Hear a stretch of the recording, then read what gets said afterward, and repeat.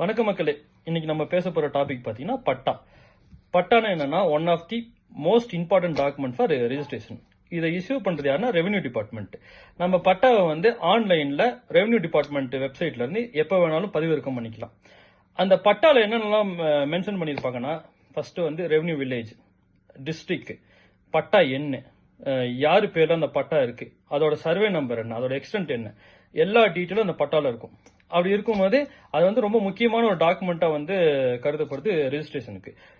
பட்டா இருந்தாதான் revenue record படி இவங்களுக்கு இந்த சொத்து இருக்கு, இவ்வளவு எக்ஸ்டென்ட் இருக்கு அப்படின்னு சொல்லுவாங்க. இதுல ரெண்டு வெரைட்டி ஆஃப் பட்டா இருக்கு. ஒன்னு கூட்டு பட்டான்னு சொல்லுவாங்க. கூட்டு பட்டானா ஒரு லார்ஜர் எக்ஸ்டென்ட், அதுல ஒரு 10, 15, 20 எத்தனை பேர் வேணாலும் இருப்பாங்க, அது கூட்டு பட்டான்னு சொல்லுவாங்க.